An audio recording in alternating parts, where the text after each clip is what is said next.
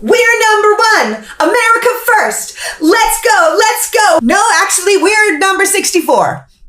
64. The World Press Freedom Index just released and graded the United States as 64th in the world for freedom, the lowest our country has ever ranked. I should also remind you that we've been downgraded from a full democracy to a flawed democracy on the Global State Democracy Report, falling to 28th in the world as of 2026. So all of our peer nations are more free and more democratic than us. And to be clear, this decline started in 2016. Before 2016, our country has always scored above 90 out of 100 in the freedom and democracy metrics. But now we sit at 81 out of 100, and we are on a downward spiral. So way to go, America.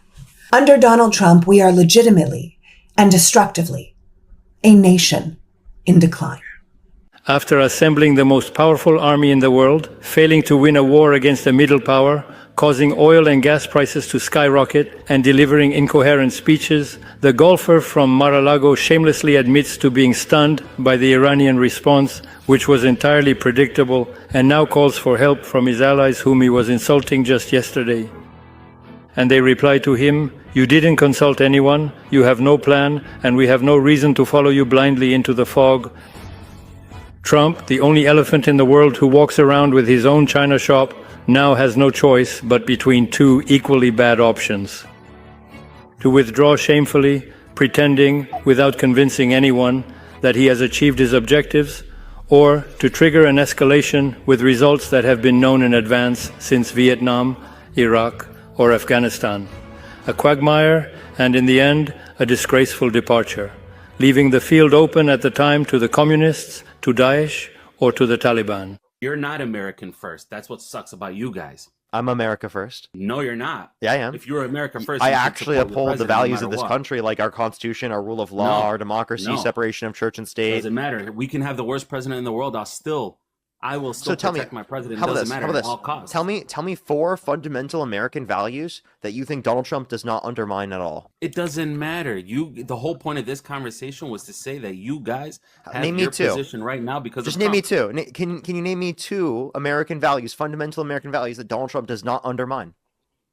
Yeah, you and Dean having a job making money, you idiot. Still not hearing a fundamental American value that Donald Trump is not undermining. The only reason why you have anything right now is because of Trump. I thank all liberals for being so stupid and putting him in office. By the way, says the one who got conned into voting for Trump, who actively didn't do anything to actually support you in your interests. Trump is worse than Putin in the eyes of the world. Russia and China are seen more positively than Trump's America. So the Democracy Perception Index, the largest annual democracy survey, polled 94,000 people in 98 countries. America's global perception dropped to minus 16. Russia's is minus 11 and China at plus 7. But it gets worse. When asked which countries threaten the world most, people ranked America third, behind only Russia and Israel. This is because Trump and the Republicans have carefully crafted the United States into an enemy of the world, no longer a partner, but a threat. And it's not just a polling blip. It's the second straight year of decline, and the Pew Global Attitude Survey showed confidence in Trump globally was at a dismal 34%. The Democracy Perception Index also found Trump to be, quote, the most recognizable and worst perceived leader globally. U.S. News won't show you this, but I will. For the first time ever, more countries around the world viewed the U.S. negatively than positively. Want to guess why? The 2025 Democracy Perception Index surveyed over 110,000 people in 100 different countries, and the results are not great for the U.S. America's global image has collapsed. In fact, even China is viewed more positively than the United States around the world. The U.S. dropped from 22% approval rating last year to negative 5% this year. According to this index, Donald Trump is the least liked public figure. Only 27% of the people polled view him positively, even ranking below Vladimir Putin. And when asked why, former NATO Secretary General said, "It's It's no surprise that opinions have slipped, even among people like me who have spent their lives admiring the United States and what it stood for. He then went on to say that America's credibility is collapsing, and the reason is Donald Trump. He cited Trump's trade wars, bullying allies, engaging in, quote, chaotic diplomacy. And he's right. Sadly, the US is no longer the democratic model to follow. Has America's image around the world taken a hit? More Americans are asking why headlines overseas seems increasingly critical of the United States. Some say America is simply putting its own interests first. Others believe recent political decisions have strained relationships with allies and changed how the world sees the country. Let's watch more clips and we'll come back to talk about it. What we're really seeing is the end of the American empire. And a lot of this relates not just to the military side of America, but also relates to letting the manufacturing sector run down. And this is something which the West in general has done. There was an attitude after Maggie Thatcher and Ronald Reagan that the future advances of Western civilization would be in services, not in manufacturing. So they didn't think it was important to have a manufacturing sector. There was decisions to let manufacturing itself move to third world countries, including at the time China, and that we can maintain the design facilities in America. So we design in America and build in China. That makes America the dominant element. I think that's failed. China has managed to industrialize and develop not just the manufacturing capability, but the design capability as well. We are in the middle of a transition from a period in which America was the dominant economic and political power on the planet to where China is. And these things are always messy. And I think America, this is the end of the American empire. It's the beginning of Chinese economic and political domination of the planet. And the ironic thing is, and this is something which, to me, it's ridiculous, is that this should be the year that America celebrates its 250th anniversary. It's 250 years since the foundation of the American state, 1776 to 2026. This should be a period of celebration of that 250 years.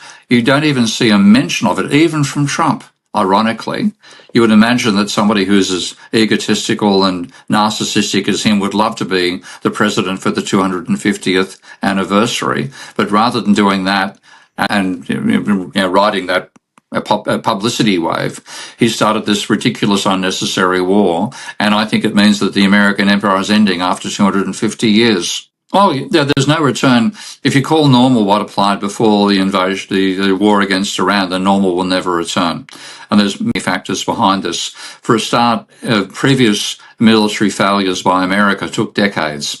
This failure is taking months. For me, the realization that the American image had collapsed came in 2018. I'm an American, but I moved to France in 2018. And I had a very rude awakening when I realized that the rest of the world did not see America anymore the way that I was raised to believe that they saw America. You have to understand that the way I was raised, the way most Americans are raised, we see American flags everywhere. We believe wholeheartedly that America is very well respected internationally. And when I moved abroad, I would speak to people and introduce myself as an American.